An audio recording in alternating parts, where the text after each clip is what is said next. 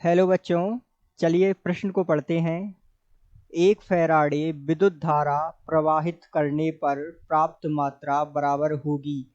विकल्प आपके सामने दिए हुए हैं। विकल्प ए है 1 ग्राम समतुल्य, विकल्प बी है 1 ग्राम मोल, विकल्प सी है विद्युत रासायनिक तुल्यांक और विकल्प डी है आधा ग्राम समतुल्यांक। तो आइए बच्चों इस प्रश्न को हल करते हैं। सबसे पहले इस प्रश्न की मुख्य अवधारणा को समझते हैं। तो इस प्रश्न को हल करने के लिए हमें निक्षेपित पदार्थ की मात्रा का जो सूत्र होता है वो सूत्र याद होना चाहिए, जो होता है E बटे 96,500 इंटू क्यू अर्थात आवेश। यहाँ W जो है निक्षेपित पदार्थ की मात्रा किसमें है, ग्राम में। ठीक है, अर्थात W हो गया निक्षेपित पदार्थ की मात्रा ग्राम में, और E जो है वो है तुल्यांकी भार अर्थात निक्षेपित पदार्थ का तुल्यांकी भार।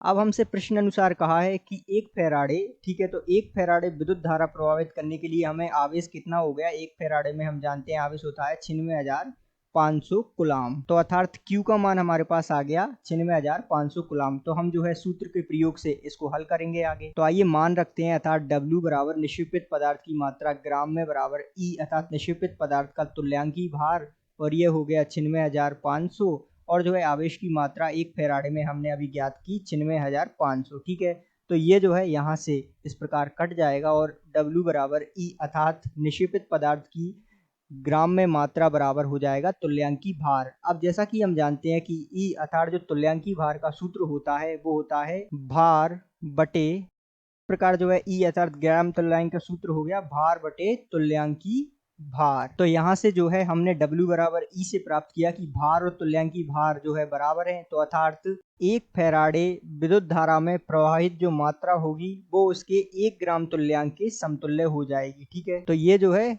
अर्थात इसमें जो है प्रवाहित विद्युत धारा जिसे आप बराबर 1 ग्राम तुल्यांक। तो आइए हम प्रश्न पर लौटते हैं। तो जैसा कि प्रश्न अनुसार हमसे पूछा गया है कि एक फैराडे विद्युत धारा प्रभावित करने पर प्राप्त मात्रा, तो हमने वो मात्रा प्राप्त की 1 ग्राम समतुल्य। ठीक है, तो इस प्रकार जो है विकल्प संख्या ए 1 ग्राम तुल्यांक इस प्रश्न का सही उत्तर होगा। दिए गए प्रश्न का सही उत्तर विकल्प ए है। आशा करते हैं आपको समझ आया होगा। धन्यवाद।